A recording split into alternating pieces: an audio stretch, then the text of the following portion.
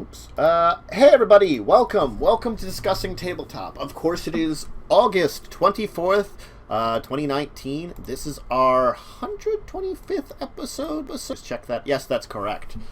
Back in our day. Yeah, back in our day. We've been going about this for a couple of years now. Just, it through it all, having a great time. Anyway, so we got an interesting docket today. We may have a special guest. We were originally going to have a guest that was scheduled. John Rott of Gatekeeper Gaming. But unfortunately something came up with Gatekeeper Games, gotta get it right, because the company name can be very different from games and gaming. But something came up with him that he might still join. We'll have to see if he sees messages me. And we'll play it by ear at that point in time. And I'm just going to have to pay attention to my Discord, which is where the video is coming through, and check it on my phone to make sure, if something comes up for it. Aye, Captain. This is the way it's going to have to be. Anyway, so we do have a very interesting docket for you today. We are going to, of course, talk about the arcana that came out from D&D. It is about barbarians and monks, so that'll be fun. Then we're going to hit into talking about how Paizo has released the Pathfinder 2.0 conversion, so it's converting from original Pathfinder 2.0. We'll just go over that briefly. There's the Black Void RPG by Modiphius. Wizkids has announced a Three Dragon Ante Legendary edition for those fans of Three Dragon Ante out there. Renegade, I know we've played a bunch of it. Renegade Game Studios has pre-orders for the new next set of Kids on Bikes, Their Strange Adventures Volume 2. Then we're going to talk about the Entromancy Cyberpunk RPG, and finally Jagged Alliance, a board game and its expansion by Modiphius, who I know we've talked about them doing board games in the past, but they only occasionally do board games. So it's one of those, occasional chats. Occasional, things. But we'll talk about it. It's a special occasion. Is it very special, or is it only sort of special? It's you kind of special. I am very special. Alright, hey, let's start with the top of the order with the new D&D Unearthed Arcana. Let me just throw the docket in the chat just quickly, and let's talk about this. So they did it's new playtest material, of course, if you've familiar with Unearthed Arcana. It has been a while since we've talked about one. Yes, it's been quite a while. Yeah, so they've been kind of all quiet on the Western Front, so to say, for that. But what it is they throw out playtest material. A lot of times they eventually put these into books. So the two are the Path of the Wild Soul for a primal path for barbarians, and the monastic tradition of Way of the Astral Self. So those are two things that we've seen. Stop astraling yourself. No. So the Path of the Wild Soul is about, from what I can tell, it's giving a wild surge kind of thing to a barbarian. Yeah. Lingering magic, wild surge, magic reverses, what? 1d4, arcane rebuke, chaotic fury, and magic reverses 1d6. Reserves, I think it is. Oh, reserves. I'm sorry. It's fine. Wow, my dyslexia kicks in. No. As soon as you said that, I thought that I had to think for myself. That doesn't make sense. And I was looking at it, and then it took me a moment to realize. Some kind of reserves. Yeah, when I said that, I'm like, is that some kind of counter? Okay, so it's about freedom, expression, unpredictable ways. It's very chaotic, even as barbarians go, and it's about emotion and rampant magic and connecting with the Feywild. So it's a little different from barbarians, but it's interesting. Basically, they can cast detect magic on themselves. They have that wild surge, which when they enter a rage, one thing happens and it's crazy. The magic reserves is an interesting one. You can have another creature recover spell slots of a level equal to the number you roll, either D4 or D6. Interesting. Yeah. You take damage for doing it. So it's like a trade-off of like, okay, my wizard friend needs some magic. I roll d4, I give him something back. I take a bunch of damage for it. Oh, well, the other nice part is, though, if a creature you touch can't recover a spell slot of that level, the creature instead gains temporary hit points equal to 5 times the number rolled. Yeah, that's actually really nice. So the thing is, if you do it to a non-magic user, you heal them. Yeah. Granted, it's healing, it's temporary hit points, but it's still pretty good. And it's trading off hit points again. Like, you take force damage equal to 5 times the number rolled. That's still, you can live with that. Kind of thing. Yeah. I like how also, like, at 10th level, you can use your reaction when something causes you to make a saving throw to deal force damage to that. So, that's mean. Yeah. Like, hey, dragon, you're making me make a save? Take some damage back! Enjoy that! And later on, you can, as a bonus action, re-roll your Wild Surge table. Just, while you're raging. I'm sorry, did you read Lingering Magic? Yeah, that you detect magic. Yeah, and then you glow the color to the corresponding school of magic you detect. I missed the glowing thing. Yeah, you get it, basically, you get detect magic without using a spell slot or components, and it says, Constitution is your spellcasting ability for this spell. You faintly glow the color corresponding to the school of magic you detect. Basically, like, you would choose how you would represent each of them, and probably let me know glowing as the GM or DM, and then, like, you'd be like, well, I would then be able to tell you, like, well, you're detecting necromancy, so maybe you glow black, because that'd be the color you'd choose for it. So I like that idea that, like, the player then chooses the different colors that they would associate with it, and then, the DM's just like, hey, everybody, you can see him glowing black. It's faintly glowing black. He's like, what? What is wrong with you? God. I would pick one school of magic to be periwinkle for the hell of it. Yeah, no, I mean, like, the Wild Surge is very interesting anyway. Oh yeah, I love Wild Surges.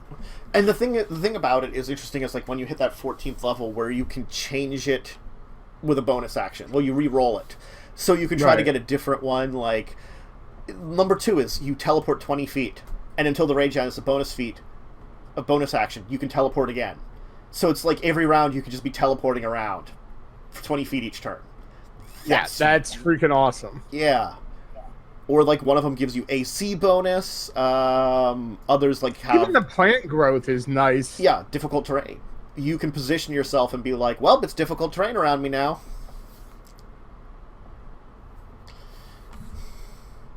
There's a lot of stuff in here that's really interesting, and I think it would be interesting to try out and play. Definitely. I want to see more experiments with it, because I don't know how well balanced it is. I mean, like, a lot of those abilities, it also, I feel like it really does best depend on having another magic user on your team. It's like for the magic reserves especially.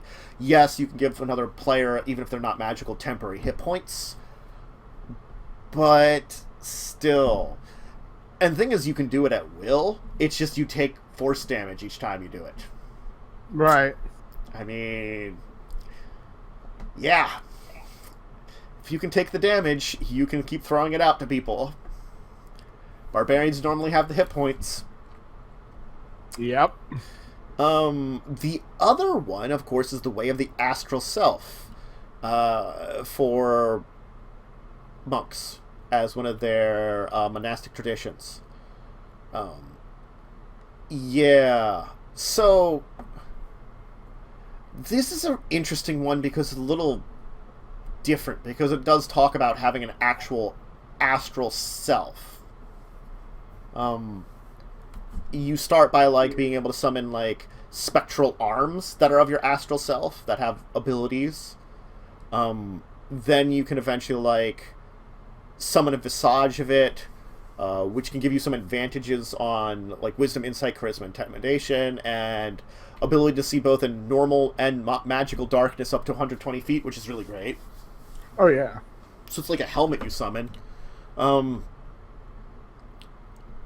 Yeah, and then like you can have both the arms and the visage summoned. You gain additional benefits at 11, and at 12 level, you get like a spectral armor that is your astral self like coming over you. So I like the idea. It's like you're almost summoning like a spirit form of yourself to enhance yourself, but giving it like physical form. So it's kind of it's kind of an interesting thing. It's definitely a weird concept, but I do like the idea of it. Yeah, it's not bad. It's odd. Yeah, I'll agree at that one. Yeah. I mean, at the 17th level one, where you have your complete self, is you can gain more key points. I was just looking at key consumption. Yeah. If something drops to 0 hit points, you can use a reaction to gain key points equal to your wisdom modifier. I draw your soul into me. Yeah. Astral Barrage, whenever you use an extra attack feature to attack twice, you can instead attack 3 times with using your astral arms. Yep. Yeah. So they are near your shoulders, but I guess it gives you an extra attack kind of thing, which is cool. Oh god, you're that guy from Mortal Kombat. Oh yeah, the four-armed one. Yeah. Goro. You're Goro, except less dumb looking. Just saying. I don't know. Maybe your astral self looks really dumb. Well, your astral self is supposed to appear as a suit of, like, spiritual armor. So... It could still look dumb. Maybe your armor looks weird. That could be true. You could have dumb-looking armor. Yeah. And no, I'm glad to see them coming out with more of them, because it has been quite a while since we talked about one. Yeah. God. And I like how the fact is, like, they're like immediately after your attack action, you can use a bonus action to get extra attacks with your astral arms. So at 17th level, you can get 6 attacks. Ugh. Three replacing your normal attacks with the extra action, and then 3 with a bonus action. She's like, what?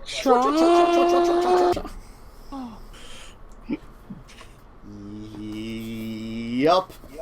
Wacha is the accurate thing. Now I have to look up something in the book here, because I'm thinking of like, is the where is it? Flurry of blows. That's a bonus action. Okay, so replacing the flurry of blows kind of thing. That's all I want to say. Stop furiously blowing someone. No. So I mean, both of these are very interesting. Both take a very different direction. Like, I feel like both of these are very different directions for their classes, yet still remaining true to them. Like the Path of the Wild Soul, it still has that feeling of like raging of a barbarian, with especially like the Wild Surge is bringing you about like an extra thing that you're doing on top of your normal raging, and then like the idea that like you have these like forms of almost magic or protection you're using after that. And the way of the astral self feels a lot less... It feels more tanky almost, like you're more of a warrior than you were before.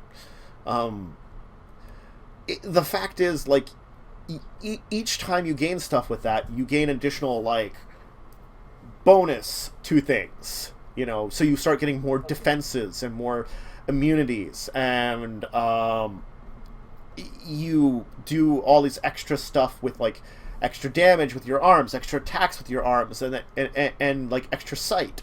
So it's very interesting how you kind of build up to all these abilities related to almost like drawing yourself in a suit of astral armor, which is definitely very different from a traditional monk, but it feels, again, within those. The idea of them. So, I would like to see these more. It would be cool if we'd see them in a book then. I don't know if we're going to see them anytime soon. Most of the time that these Unearthed Arcana comes out, it's quite a while before we see them again. But if we see an update to them at some point, cool. And these are definitely ones that I think I would suggest people checking out at some point in time. So Agreed. Well, we do have a bunch of topics, so we probably want to move on as much as we can talk about some D&D stuff all day. Because it's D&D. It's dynamite. It's D&D. It's dynamite. The Pathfinder 2nd Edition Conversion Guide has come out. So,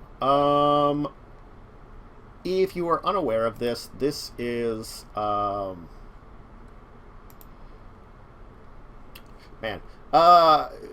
basically, it's the conversion between original Pathfinder and Pathfinder 2.0. It's as simple as that. It's...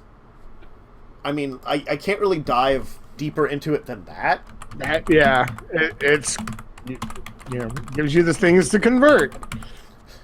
Yeah. That does really say it all. Right. So... I mean, it's good that they have this. If they hadn't had this, I would have actually both been like... I would probably be really disappointed in them if we hadn't seen this kind of thing from them. The sheer fact is that...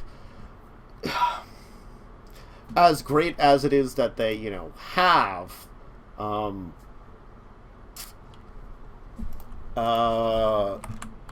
second edition now. Sorry.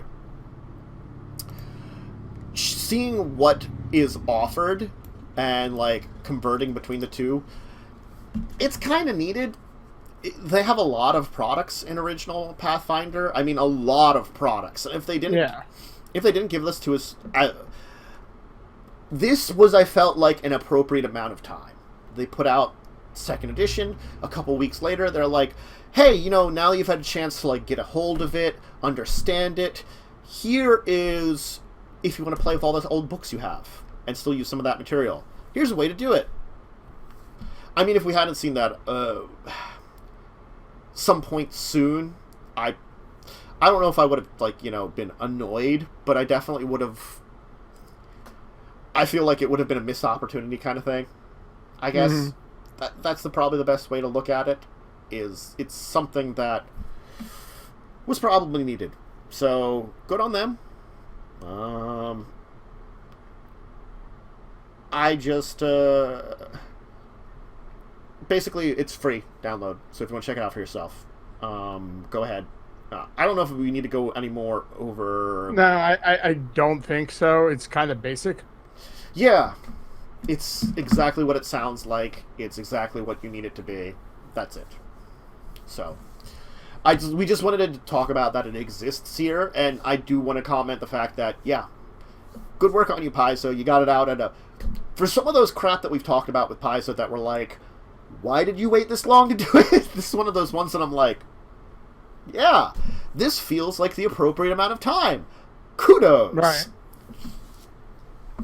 Or at least you didn't wait too long. Agreed. Oh, Paizo. Yeah. Unfortunately, they do say that it's not simple conversions. So you will have to look through their guide. Unfortunately, it's not like... there's some other systems that have had really easy conversion guides. I think Shadowrun. Like Shadowrun, between the 4th and 5th editions, back when they did those, the conversion guide was literally like 2 pages, and it was really easy. It was just like, this, those are the conversions, you're done. This one, unfortunately, it's a little more involved just because the system has evolved so much more in a different direction. But, it's one of those unfortunate things is like converting between, let's say, 3rd edition and 5th edition of D&D, or 4th edition and 5th edition. It's not easy. Especially 4th edition. That's an abomination of a conversion. I haven't even looked into that. Ugh. Yeah. Well, it's a 30-level system, too, because they go into their epic levels as part of their actual system. So... Right.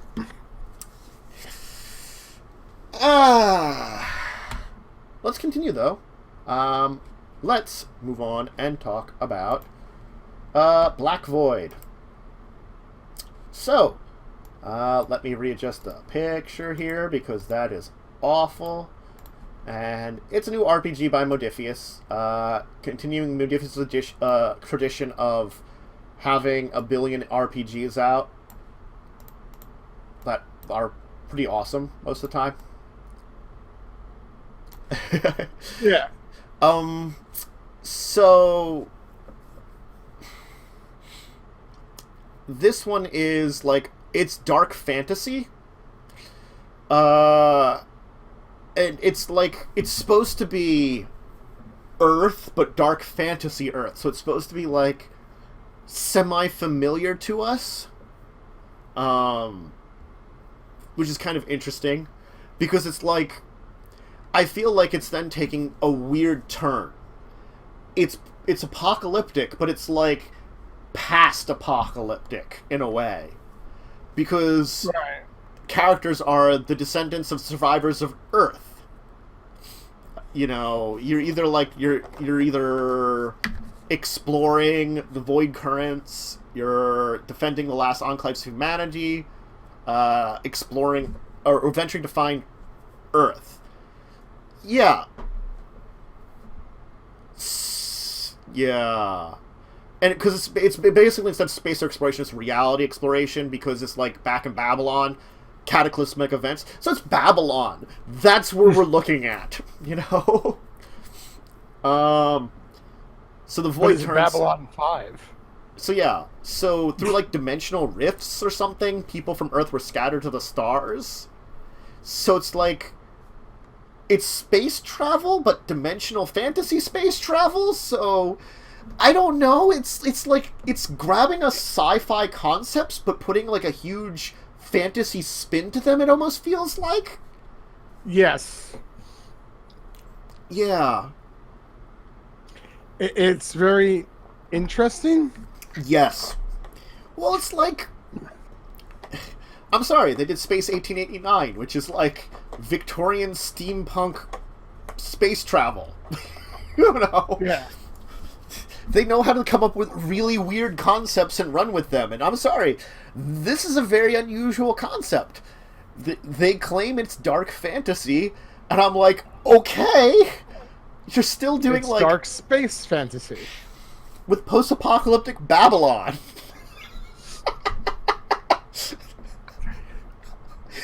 Why not? It's a genre that hasn't been tapped. This is really accurate. God, it is. When you say it, you say that, and I'm like, yeah. I don't think I've ever heard of like post-apocalyptic past necessarily.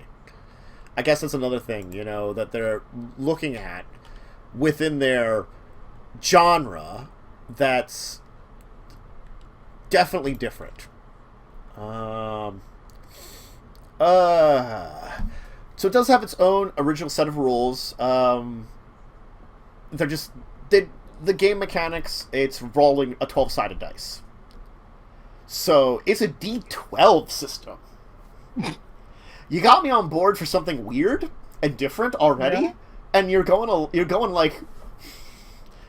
not going with their traditional 2d20s that they use for a lot of their system. They're going for the D12. Mm-hmm. And not many people tap that D12. No. Traditionally, it's only barbarians with their great axes and hit points. The only other thing that would make it stranger is if it was a D30 system. Well, they can't do that because not everyone has a D30 unless... Well, it could be an excuse to sell D30s specifically for the game. Yes. Like, Fantasy Flight does it with their Star Wars system, where you need their dice, or at least you need to know what's on their dice if you want to, like, convert it to D6s. But yes, well, the same thing with Star Trek. Mm-hmm. That has specialty dice to it, too. I mean, yes, you can convert it to a regular D6, but... Yeah. Very, very true. Yeah. So, the two factors of the game are the Enlighten and the Watash. So, Enlightening is basically traversing the void, that's your special powers. And the Watash apparently is your ability to, like, influence other sentient species? That's weird. Look, are the player characters some kind of gods? We are Babylonians. Did you know we were capable of this? God. Yeah, Watash confers tangible and vital sway, authority, and social influence to other sentient species. God. What? I thought... Whatever. It's interesting. They do have, like, glowing eyes, it looks like. You've touched the void. Stop touching the void. No. Show me on the void where it touched you. I thought that void would show me on the weird black blob doll where it touched you. All right. We're breaking down this one. I think it's good to, like, just say, like, Black Void, it's weird. Unique. Weird, yeah. Unique, weird, interesting. Maybe check it out for yourself. Hopefully they'll have some quick start rules that we can check out at some point in time. And, yes. I would totally be down for that. I mean, they also have, I think, one book out already, a campaign book, Those Who Would Be Gods, so you can already get into a campaign from it. And the core book's less than 50. Yeah. It's not bad if you're getting a physical copy. Yeah. It's only $48.99. So $49. Yeah. But it's still less than 50. Yes. Hey, let's talk about Three Dragon Ante.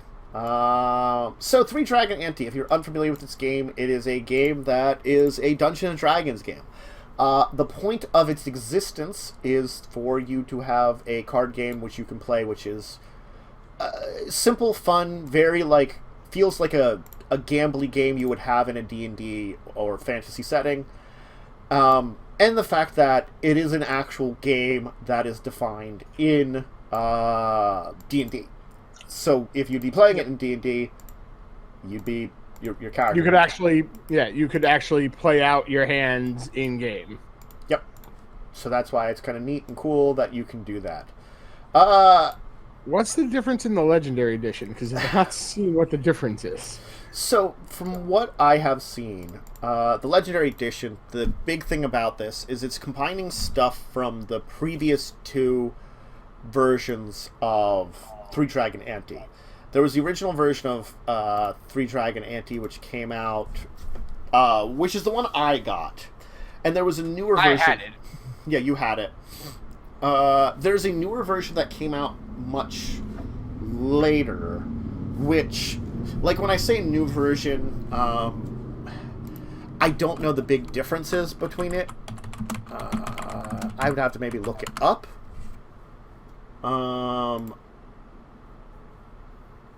Let me just quickly check. Because I've seen images of it. I've seen it before. Not the original 2005 one. There was one that was... Oh, there's the image of it that I can quickly check on. Three Dragon Emperor's Gambit. So that was... Okay. That was the second one that sort of existed. And this is taking the materials from both of those. See, I'm not sure how Emperor's Gambit is different.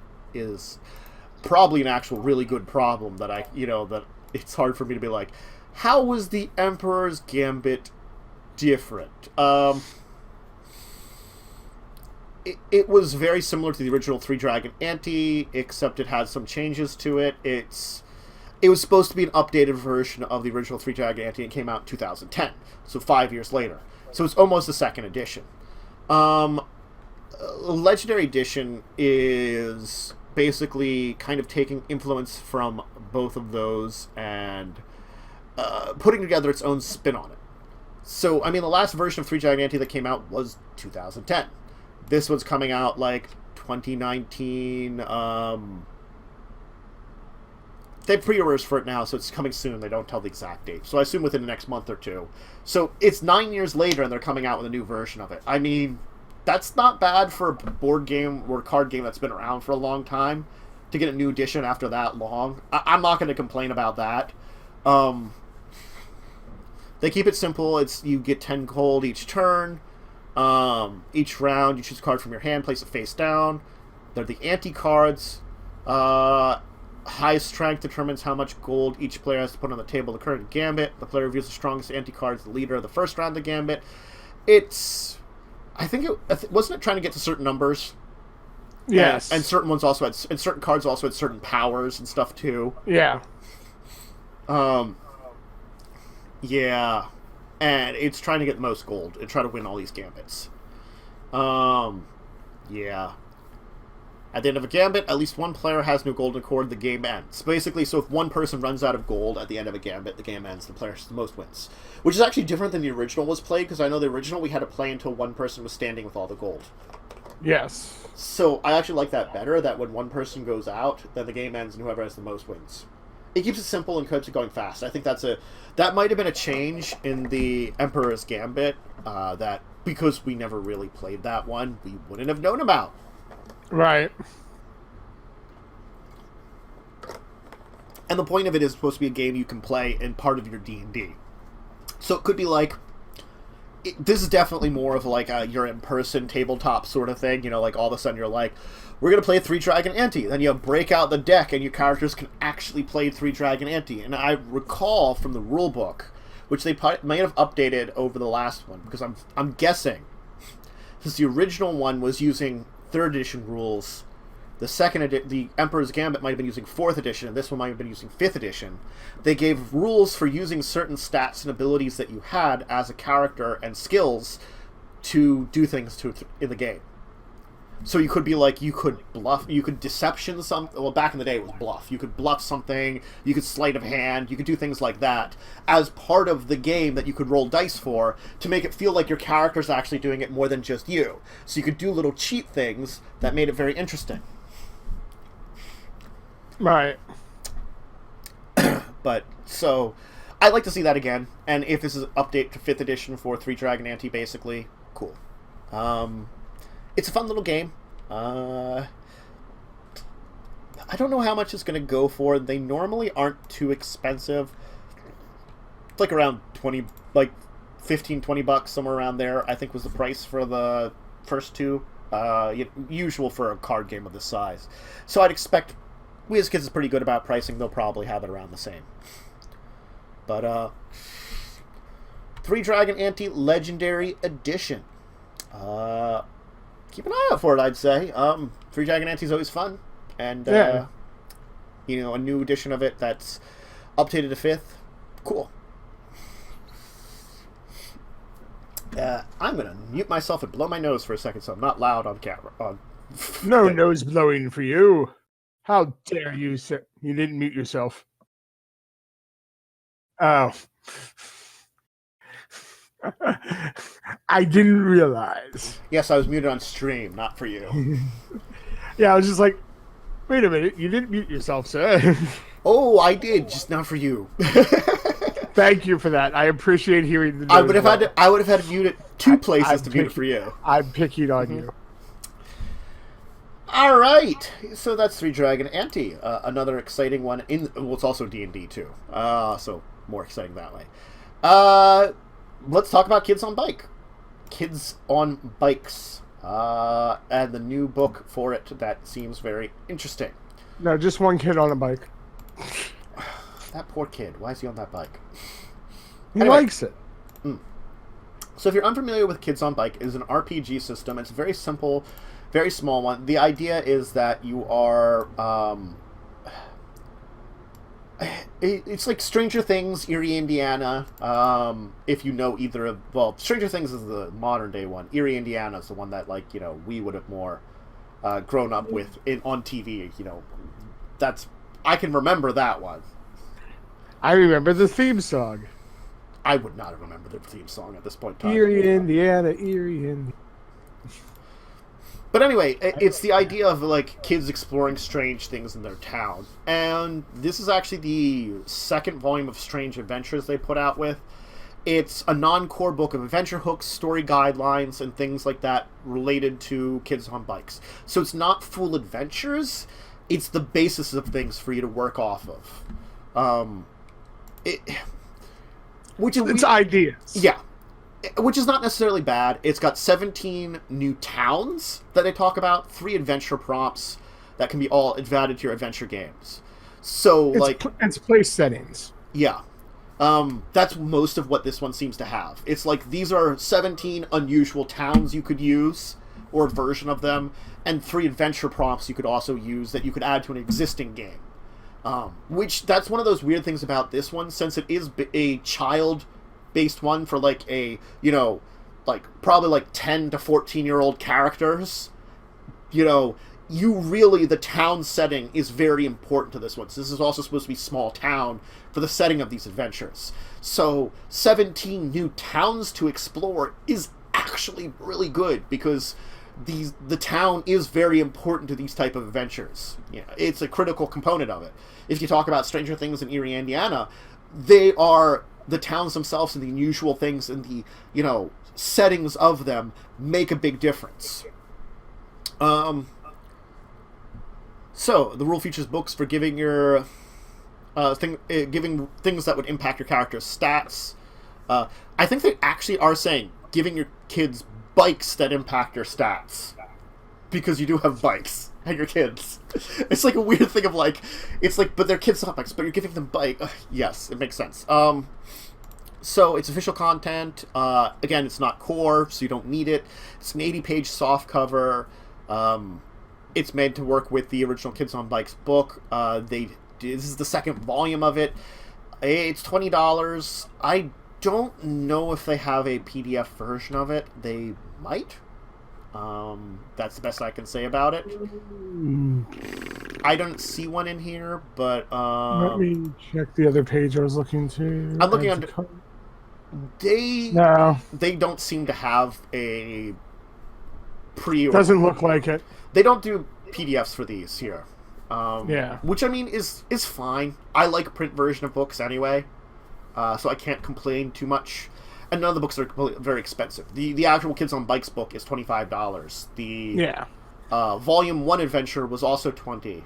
I mean, we talked about the Teens in Space, which is, using the kids on bikes and going, the complete different direction. And that's also $25. But those are all the products that they kind of are throwing out right now. And it's by Renegade. Renegade does some good jobs. And the Kids on Bikes, I have not had a chance to experience it, but Dunce, who was in my Vampire and hopefully will return to it eventually, when he finally moves again, hopefully after September, he ran a bunch of Kids on Bikes, so I had a chance to talk to him a little about it. So it's actually really cool. So and new stuff for it. Great. It's another one of those systems that I definitely would like to try out, but it's more committal than the ones that have here you can have a try quick start guide and see how this works. I actually organized a bunch of the quick starts and free things. I haven't gotten all of them yet, but I organized a bunch of them so that we could try them out sometime. I got them together, so great. We'll have our experiments with them eventually on this channel. Let's continue. We have 2 more main topics I do want to talk about. Let's start with Entromancy, because this is one that it's taking a genre that's actually technically one of my favorite RPG genres, sci-fi fantasy, or cyberpunk fantasy, I should say. It's competing with Shadowrun, which is actually not a bad idea. Because Shadowrun is a system that I love the world they built, but the system has always had trouble as an actual RPG system, I'd say. So there's a lot of room to grow within that entire idea for a cyberpunk fantasy. Go ahead. Go ahead. I was just going to go actually reading off of it, so if you have a comment, go ahead. I was just going to say, I love cyberpunk. It's what I started with in role-playing, so I'm really excited about this. So the entire idea is that a quarter of the Earth's power is run on a new element, Cerdium, which spawns a new race of people and brings back magic, which was thought to be forgotten.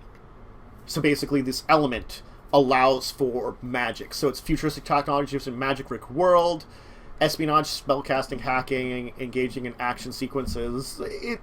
Some of this would sound similar to Shadowrun. When you're doing a sci-fi fantasy, you can't get away from the similarities, especially one that's, again, another cyberpunk one. And I feel like the idea that it's based upon this, like, element is actually pretty good. That's a good change that I think will bring things a lot differently in the direction that they're going to. And then the world setting is probably going to be the big thing that's different, the way that they set up the world thing, because the world of Shadowrun feels very soft post-apocalyptic, you know? The world governments are very weak, mega corporations pretty much control everything, you know? It's much more dystopian. I'm curious how dystopian that they're going to feel for this one, and that might make a difference in how they're going to build it. Yeah. So they're doing a system based on 5th edition D&D. So they have come up with a gameplay system that's very similar to that. It's based on their D20, the 5th edition D20 system, but with their own unique, spin on it, which is also fine. That was like when I would compare 3rd edition D&D and D20 Modern. They were very similar systems, but they worked very differently too.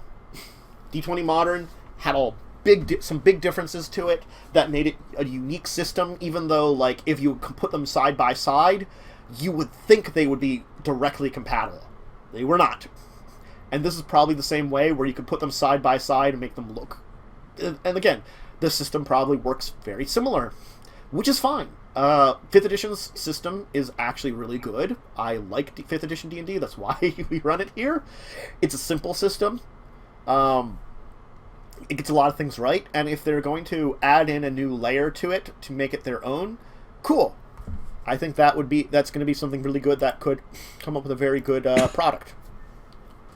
The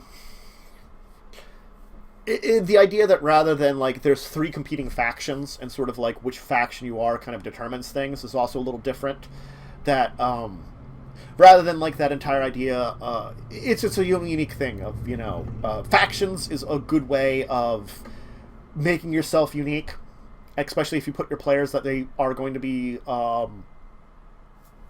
connected to one of those, or maybe even working together with trying to, like, find a balance between them. So, it's $10 for the PDF and $30 for the hardcover book. So, not bad. Yeah, I'm really, really interested in trying this out, especially considering that, the PDF's very, very affordable. Yeah, $10. I mean, $10 is incredibly cheap. I mean, also you can get both through Drive Through RPG for $30, which is the price of the hardcover, and you can get both the PDF and the hardcover book. Yeah. So, Entromancy is kind of an interesting one, definitely. Apparently, they do have a novel too. So I don't know if the novel. Yeah. I don't know if the novel came out first or. I think it did. Let me see here. It's finding out when it was published under the information. Here we go. November 15th. November 2015. November 5, 2015. So it's been out for 4 years. So it's probably, this is based upon this novel, is the best way you can say it. Yeah. That someone came up with which is actually fine too. I really am never against a medium transitions too. Like, novels are a great place for RPGs, really. And they work on each other. Like, it's kind of like with D&D, again, because D&D is the most popular and it was very easy to reference back to it, how the Dritz books by Salvador, R.L. Salvador, is it, I think? All his books... I think so. A bunch of the lore of the world of Faerun and Golarion has come from him. A lot of the stuff that's made it into the proper publishing was stuff that he came up with. So, you know,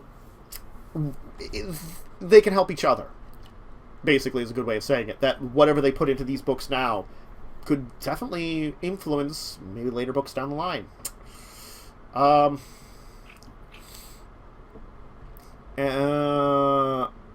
it looks like... Oh, so that's the first book of the Night Path trilogy, and the second one's coming soon. So, as of August 9th of this month, they have the first 2 chapters that you can read of that book, the second book in the series. So, again, cool. Working on it. Kind of evolving there. Yeah. So, Entromancy is available now. Drive-through RPG. That's probably the best way to get a lot of stuff, though. Yeah, I like the fact that it's kind of compatible with 5th edition, too. Yeah, it means that learning the rule set would be really easy, too, because it's like, it's 5th edition rules plus. You know, you're not jumping a large distance to figure out how to play it. Yeah, I really want to look at the possibility of conversion too, because it makes a idea for a game I had in the past. It would be an interesting way to do this. They might mention something for conversion. Hard to say. Yeah. Or I mean, if they're similar enough, there might be a easy way to do that without them giving it directly to you. That's also true. Because it is based on the system, we don't know how many changes they've made. That'll be the difference maker in this entire thing. It'll be a good question. Oh! Yeah, it would depend on how much they stuck to the original Cyberpunk and how much they took from D&D. What were you going to say? It sounded like you had an epiphany. Oh, I was going to move on. Oh, sorry. It's fine. If you had something more, we have a little bit more conversation. That was it. Yeah. No. I just wanted to say that. Sorry. Yeah, I agree. It's how much they kept of the original mechanics of 5th edition and how much they had to change it because of the nature of it being a more actually futuristic, not even modern. Because switching in ages makes things a lot harder. You know, like, things like Vampire spoils the crap out of people because it boils things down very easily with a very simplistic system. When you're working off of a D20 system that's very established, moving in things, like the skills have to be completely changed. The classes have to be completely changed.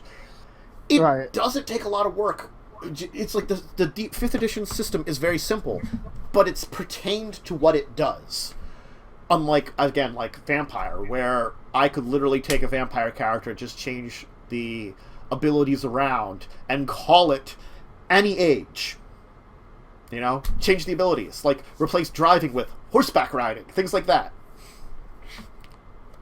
Right. Anyway. Let's talk about our last main topic. I have not heard from our guest, so I'm assuming that he is just still caught up in whatever he's doing. We might still hear from him, but if not, always another time we can schedule him. Agreed. We heard from him last night about joining us, so it was a roller coaster of emotion with that guy. Hey, I can join! Yeah, I mean, it is what it is. Oh, wait, no, something came up. Anyway, Jagged Alliance. It's a board game, and there is an expansion from it by Modiphius. So, the entire thing about this one is it's a solo or co-op tactical game. So, that's one thing of it. It's an expensive game, but it is a tactical game, so I mean it's more miniatures-based, because that seems to be the kind of board games that Modiphius does, is like tactical board games. Mm-hmm. So it'll make you feel like it's a Warhammer, except you don't have to buy a lot of stuff. You can buy one box and capture that feeling. Anyway, you take the role of a Jagged Alliance mercenaries and fight army of the evil dictator, free the nation of Arulco. Arulco.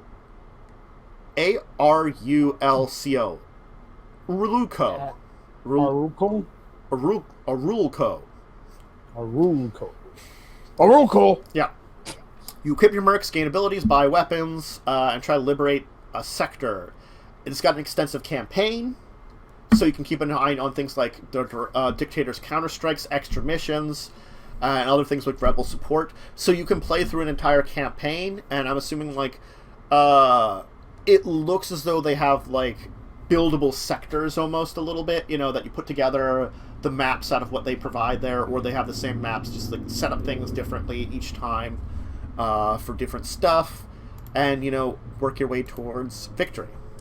The expansion they have is the Underground expansion, which adds a new scenario and adds a new dictator, the Creepiness Queen. And allows you to descend into sectors of caves, mine shafts, and secret research facilities, rather than just, like, above ground and whatever they had from before. They got tech weapons. I don't know, the picture tells me that maybe, like, rather than fighting against a dude, you're fighting against, like, your country's been conquered by horrible bug monsters? Right. Like, if you look at the Underground one, like, the first one, the Jagged Alliance picture's, like, a dude on the cover.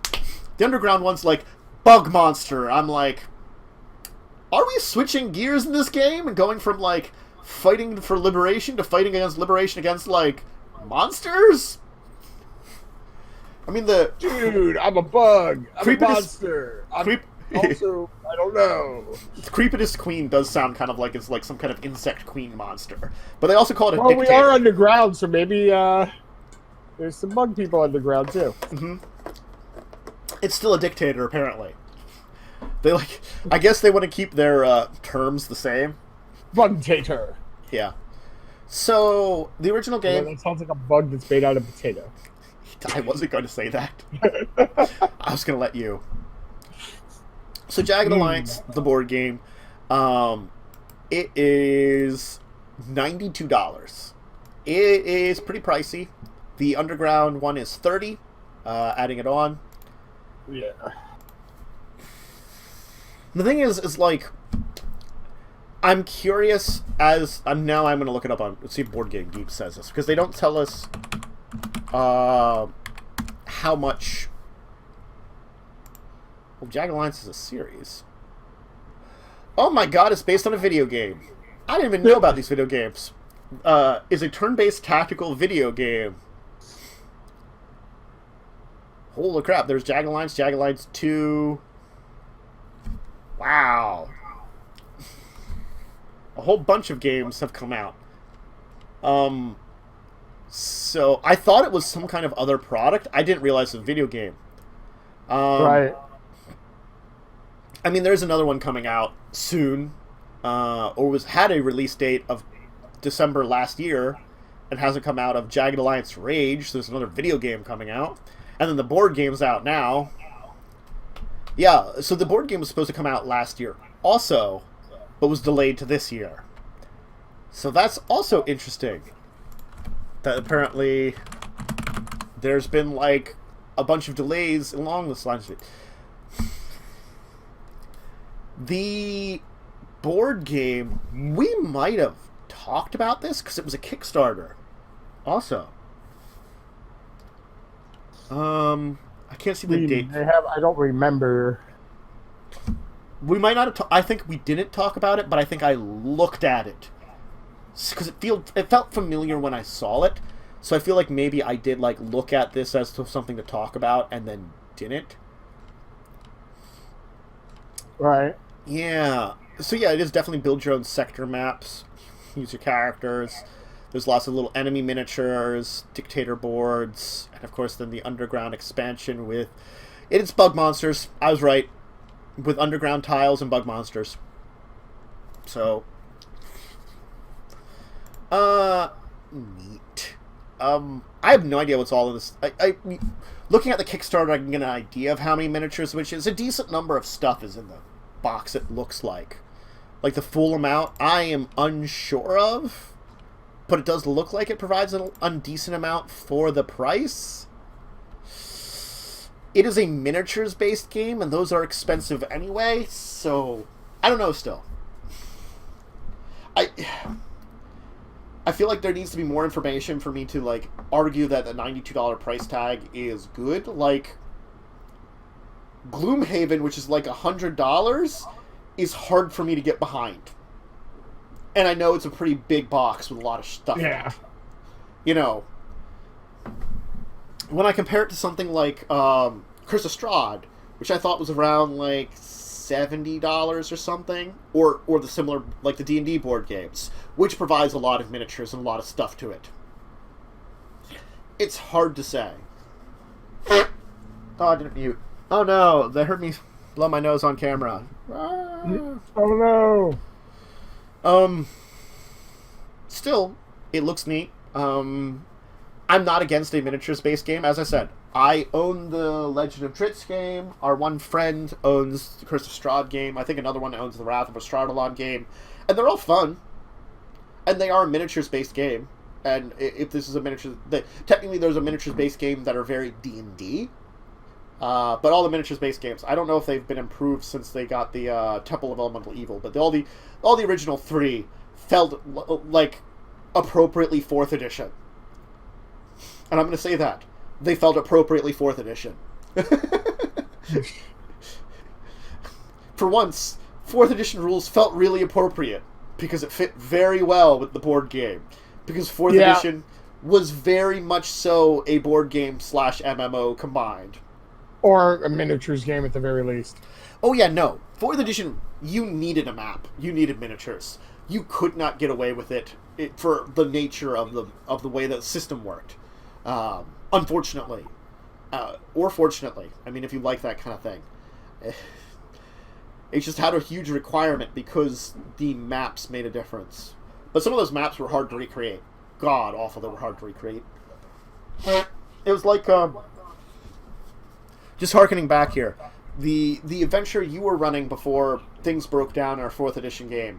The one room was so annoyingly complex to build. Yeah. Out of dice. I just was not a fan. Yeah, no, I can understand. Yeah, no, it made sense. It's just it was an interesting system. I liked the system for certain aspects of it, but there were other aspects that I definitely didn't like, especially because the adventures themselves did not allow for easy adding in of role-playing. They were very cut and dry. Most of them. Some of them allowed for a little bit early on, which was cool, but I felt like the third one in the pyramid was very deadpan. The only role-playing experience we got, we really played down, and that was me distracting a dragon, which, I'm sorry, the amount of words I would have had to use to distract a dragon while you guys were doing shit, I had no idea how to, like, bullshit that much in order to keep it, like, actually keep it the physical role-playing. But it felt like a role-playing moment. And the fourth one, it felt like we were walking away from that very quickly. All of them, I felt, could have been better, role-playing wise. Again, maybe it was also the people running them, because, like, our one friend who ran the first one did probably a better job. Our second friend, she did her best, but she's a very newer GM. She doesn't GM a lot at all. So, you know. And then, like, our other friend, Blaze, he did the third one. Again, does it a lot. You hadn't ran a game in forever when you jumped into it. Yeah. And you certainly hadn't run for a 4th edition. And you're going into the 4th adventure at a series of 6 adventures? And it wasn't even that it was a problem running it. I just was fed up with the system. No, the system definitely... There's problems with it. Yeah, there was problems. I mean, I will say I haven't run a lot, especially lately. Don't have time to. I understand that. You work full time. It's hard to get time to. I respect that you can't do it sometimes. When you get a schedule, you get a schedule. But anyway, before we go way too edgy, because we are trying to. As a miniatures game, all for it. We'll check it. I'd say look at it yourself. If you can find it in a store, that's probably better. Or there aren't currently no reviews that I've noticed, but I'm sure some will probably pop up eventually, especially on Board Game Geek. You could probably find some. That's usually a good place to find a lot of stuff like this. For like more in-depth reviews, rather than our just, sitting here for 10 minutes and talking about it and letting you know what it is. Right. Well, apparently it's supposed to be 45 minutes to 360 minutes. That is 6 hours. But that might be the full campaign. Right. So you might be able to break that up. Still, anytime I see that, it just screams to me, oof. That's a long time. Mm-hmm. There are a couple of videos up that you can check out. One in German, one in English. Reviews. Anyway. What about Jinglish? That is the weird bastardization of a language between Jingle Bells and English. Like, not like the actual song Jingle Bells, like the actual little bells that jingle, the little jingling bells. So you can be ring, ring, ring, ring, hello, ring, ring, ring, hello. Is that what the one skeleton in the Thursday game speaks? Yes, sure. Spells jingle-lish. Okay. Oh, he has bells and he wears. Yes. Anyway. Hey, let's move on to the rest of our regular segments that we normally have each week, because we got through our main topics. No deeper discussion this week. We don't have any games to review for you, but when we next do, we will throw them out there. So how about a Kickstarter corner? Oh, you froze up for a second there. Okay. I don't know if I did on my game, the show's end, but anyway, we're moving on to Kickstarter corners. Well, let's say that. I'll just say it again if it did freeze up a little. Gotcha. Joe, do you have a Kickstarter for us today? Yeah, I have one to shout out. It's in chat. Evil Dead 2, the board game. I saw it. I thought it was interesting. Yeah. It's at $48,472.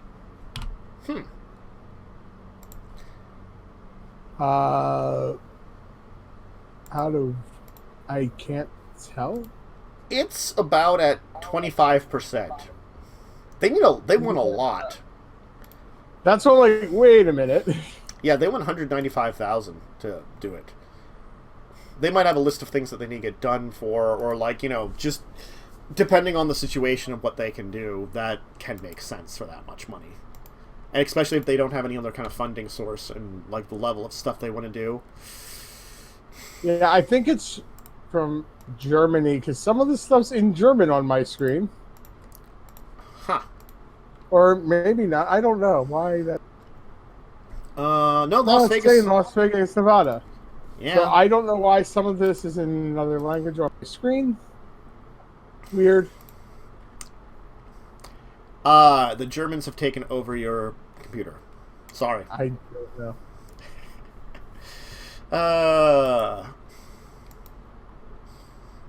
Yeah, I told you. I am unsure why. Germans have taken over your system. Oh no, Germany! Don't do it. You will be taken over from your system. You will enjoy your For fresh. some reason, my Kickstarter's in another language for me. You want me to help Yeah, out a if little you bit? could, because this is weird. The majority of the explanation of the game is all in English, but I can't understand, how much, what the levels are and stuff, because it's in German. It's really weird. But it's it looks like an interesting game in general. You're fighting deadites, of course. The game board is a replica of the house and directly outside the house. Mm-hmm. It's a 60-minute, 3 to 6 players, 14 plus, which isn't surprising. I'm surprised it's not a little higher. You live the movie and work with your friends to close the portal or betray them for the side of evil. Watch your favorite Evil Dead 2 characters come to life with high-quality unpainted miniatures. Explore the cabin, game board, take straight out of the movie. 47-color cards is split into character corruption, event, and boss decks. Use items to gain the upper hand, and a fully operative game system allowing you to play as a team or betray them if the corruption gets you first. So it's, in a way, it could end up like what the hell is the name of the one you love? The Betrayal of House on the Hill. Yeah. So people can become deadites and just screw with everybody else. Yeah. Gotcha. Cool. Oh, and it looks like the game's going to be like $59, which isn't bad with what it comes with. It comes with 46 miniatures, 89 tokens, 3 cursed dice, 47 cards, and 6 player boards. And the miniatures look nice, even though they're unpainted, but they still look good. Cool. So, just thought it was an interesting little game to point out. Yeah, no. For any Evil Dead fans. So, for me, I actually have a bunch of heroes, so I'm going to keep them simple and short for myself for a shout-out, because I had a couple last week that I thought were very interesting. And let me just make sure they're still going now before I shout them out. So the first one I wanted to mention, just because it's weird and interesting, because I know a little bit about it, is the Usagi Yojimbo. If you don't know about it, it's a long-standing comic series. It's had crossover, like with the 80s Ninja Turtles had crossover with it in the cartoon. It was like the rabbit guy that came from another dimension. And there's been a lot of other things with crossing over with it. And they have an RPG, a second edition of an RPG based upon it. So it's like 17th century Japan, but it's anthropomorphic like animal creatures kind of thing. So it's more fantasy wise too. So it's definitely more fantasy Japan. So, and it's again based upon a comic series that is a lot of people know about. So I only know a little bit about the comic series. I learned about a little bit about it over the years, so, it's not really deep into my thing, but I thought it was an interesting one to mention. The second one, which is another one that I thought was interesting to mention because I've heard of it, is if people read the Pepper and Carrot webcomic, which I know about, but I've never read, there's a 5th edition supplement based on it. Witchcraft, Magic of Herva. The Usagi Jimbo one, it's funded. 21 days to go. So, I mean, that's up your alley. Go ahead. The Witchcraft Magic of Herva, which has the art of the webcomic, is funded also, with 15 days to go. But it's using 5th edition D&D to do their own thing. So that's neat. So I wanted to shout those two out. There are... I'll just give shout-outs to the other two. There's one that's got 8 days to go that's not quite funded, which was interesting, which was Commandroids, which is basically someone made a Transformers RPG without being Transformers. But they're doing transforming and combining robots. So they're basically doing like Voltron and Transformers of the 80s. So if you're familiar with either of those, they're making an RPG based on that, which, I mean... It looks very Transformers-y and, like, in certain places. It looks 80s. It looks 80s. And they're using the Fate system, which we've talked about the Fate system before. So, that's definitely one. Again, that one's not quite funded. It's a little over, like, 70% funded right now. And the last one, because I was giving a series of shout-outs here. Last one is Never Know Best.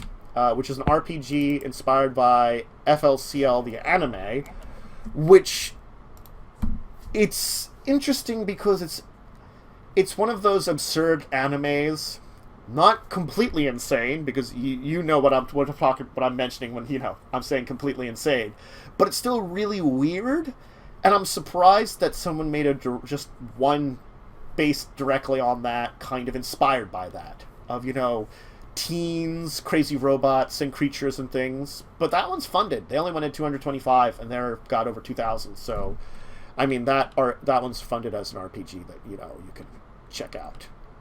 So there's some interesting RPGs that have sort of come out over the past couple of weeks here, and things like that. So I just wanted to give a bunch of them a few little shout outs here to get people in the right direction. All right. Our weeks in tabletop at this point in time. So, we go back, we've had 2 Saturdays. What did we do? The week before, we did nothing. Oh, that's right. Yeah. The week that we missed, we hadn't had anything. And then did we do something that Sunday? I gotta check my Sundays at the tabletop list and figure out. I think that got canceled too, because that was the week that you weren't feeling well. Yes. That week we literally did nada. Yeah, that week was bad. I don't think we did anything this week either. Didn't something else came up? We did something. We did something. Yes, that's right. We did something. We played Netrunner. Netrunner, yep. No, that was last Saturday. Yes, that was last Saturday. We played Netrunner, and then Sunday, you and I did something as well. But it was just a short little thing. Yeah, because we did not stream. Yeah, we didn't stream, so we played a game, and I'm not even remembering what game it is. God, it's like if I don't have it to reference, I don't remember. Yeah.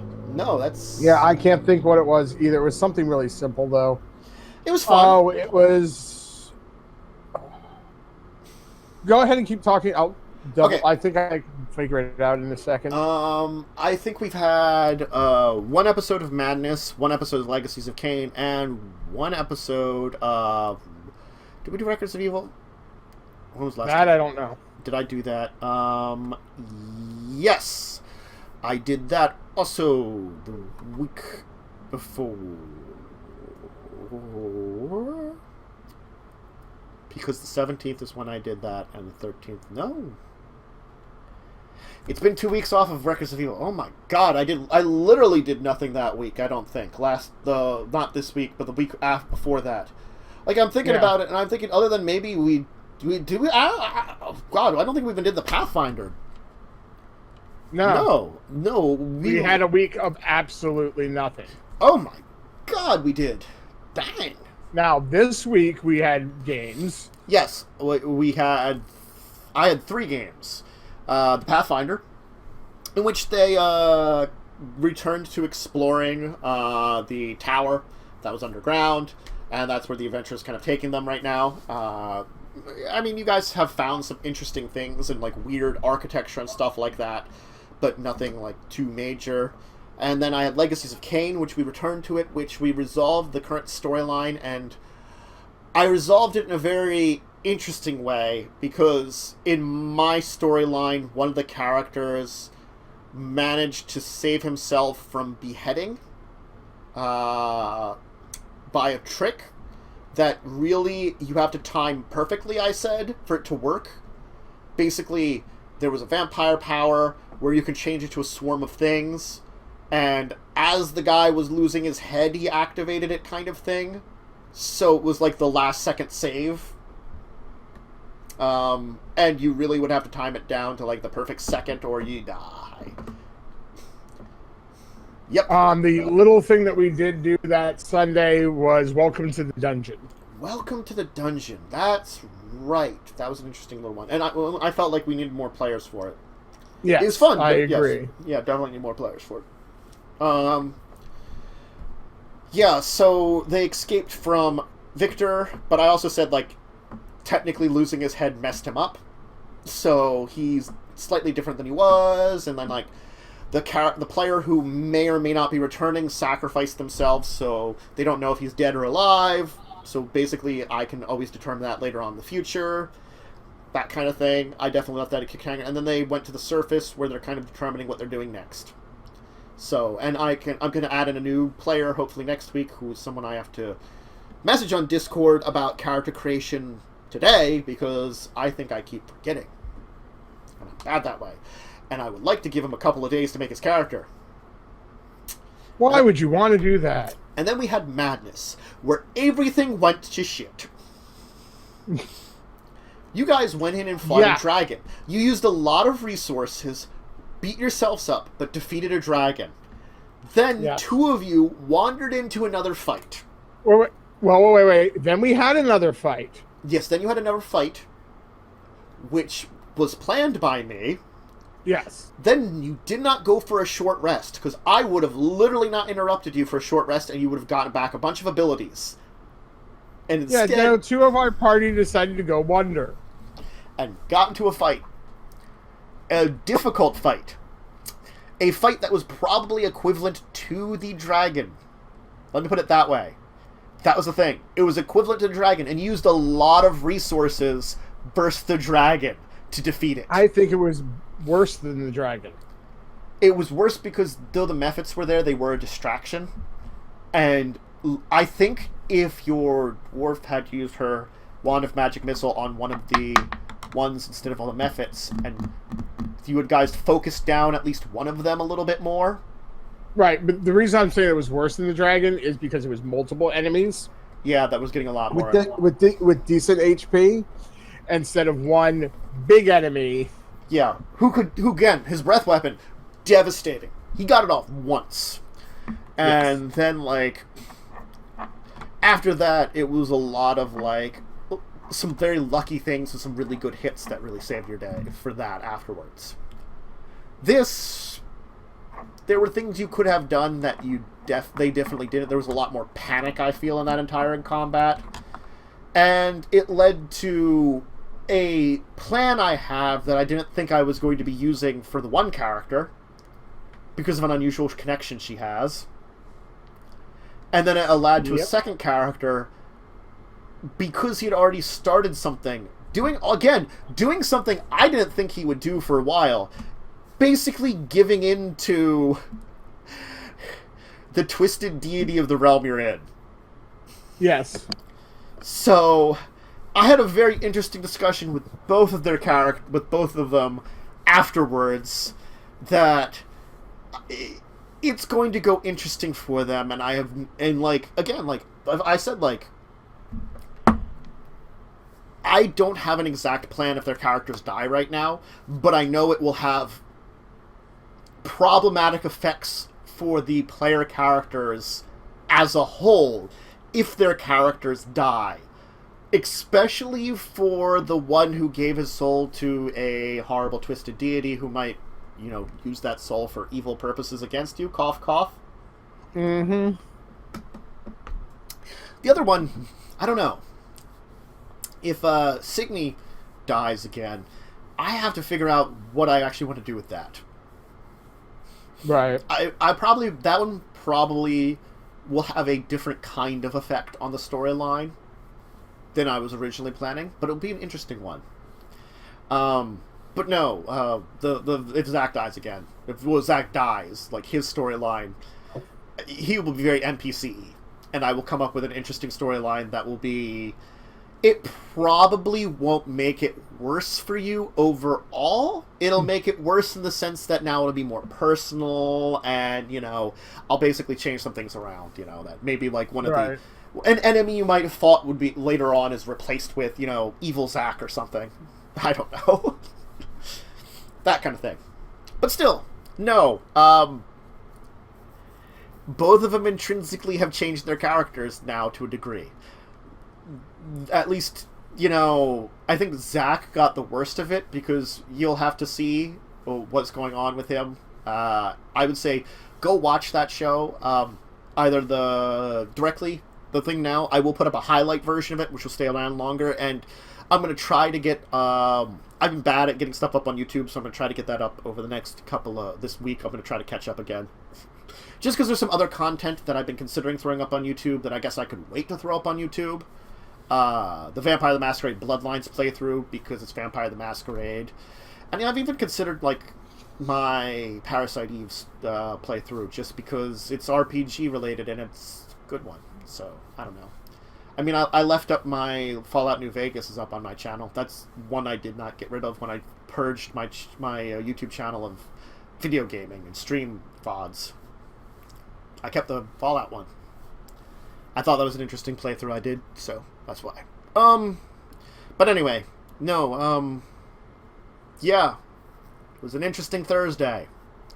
And next week is going to be an interesting Thursday also, because I don't know if, poor Ulfgar is broken enough to do anything. I don't know. I have an idea to encourage him to stay around, but I have to figure out how I want to, like... I'll have to talk with Tim about it. Yeah. And it might be... Trust me, even Chance is just like, I don't know if I can handle this crap. No, I'm sure. This is really weird that just happened. Well, Chance has already felt kind of like, okay, I really like these people. They're interesting, but I am definitely the odd man out. See, like... Other than Grits. But Grits is very go with the flow, it seems. Her character is just like, oh, yeah, okay, sure. And honestly, the one that Chance has connected the most with has just gone insane. Mm-hmm. Chance is connected the most with Zach. Yeah, no. Yeah, you kind of had a bond with Zach, and Zach just... It'll be interesting to see how your relationship with Zach develops at this point in time, if you can maintain it properly, or if it just breaks. Yeah. It's like, Chance is really thinking, and this is why Rufus retired and became an alcoholic. Yeah.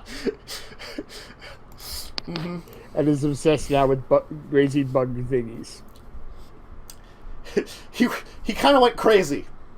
He went crazy, drunk, and retired. It's a little crazy. Chance is close to joining him. No, I think I can use Signy to maybe bring Chance back into the fold. And I will talk to her about it. That might help, which will bring for an interesting dynamic for your own character. Yes. Chance is also severely worried about Signy. He was already slightly worried the fact that, she tends to lose her memories. Mm-hmm. And now she has black ooze coming out of her. Well, technically it will form into a horrible, crazy emo shadow robe that she'll be wearing all the time now. That's not going to make him feel any better. It's going to look like it's made of, like, black fire that kind of oozes off constantly. Yeah. Mm-hmm. Yeah, and I'm sure she's going to be totally welcome back at the castle looking like that. Oh, no, she is going... The thing is that Matt said is that she's like, oh my god, I've gone, like, ultra emo. That's really what's happened to her. She's gone emo. She's become Spider-Man 3? To 1,000%. Mm-hmm. Spider-Man 3 was bad emo. This is like... I don't even know if there's good emo, but this is the closest thing to it. I wanted to say goth, but if she wants to go for emo, knock her... The thing is, she's too depressed to be goth. Signy's too depressed to be goth. That's why she's emo. See, goths I understand. Emos I don't. I will agree. So yeah, that was some interesting things that occurred. That's a way of saying it. Interesting things that occurred. Was that the last session we had? That's the last thing we had? Yeah. Yeah. That was all the stuff we had. So yeah, we missed 2 weeks of Sundays at Tabletop technically, 2 weeks of Vectors of Evil, but we should be back next week, theoretically, along with Legacies of Kain, Madness of the Land. Everything should be on schedule for next week. So, cool. And, last segment that we normally have, of course, is Consult the Table, where you out there can consult us about anything. Any kind of questions you have of us, whether it's about role-playing games, board games, something nerd-based culture, GMing, any of that kind of stuff. Go ahead, ask us questions. We're willing to ask it. You can ask us at discussingtabletop@yahoo.com. That's an email for us. You can go into my Discord server and ask me there, or once you've joined the Discord server, you are free to message me directly through Discord. Please join the server before you do that, because it's just weird if you just message me randomly on Discord. Yes. But yes, if you message me through directly, then yeah, I can answer it. Or on our Yahoos, you can add us or message us directly through there. On Twitter. Did I say Yahoo? God, my brain is just a little off Well, today. my email is Yahoo. True. Or you can, of course, talk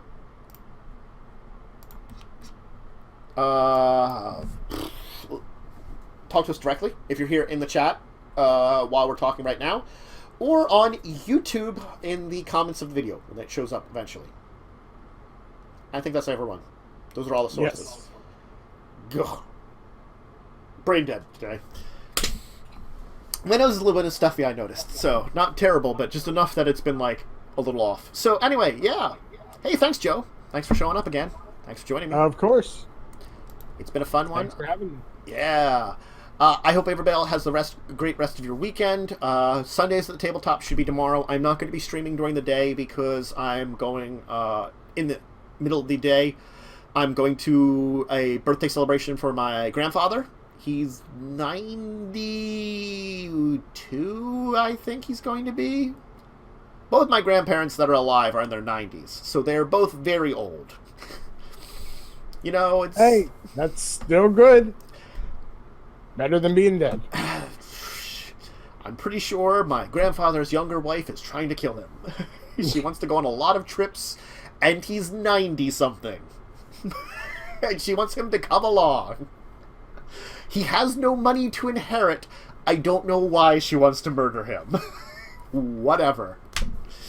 And, yeah. And my grandmother's doing okay, but she's got some problems lately. But that's an entirely different story. But she's alive, well, kicking as best as she can. You know, so. But, grandfather's birthday, around noon tomorrow.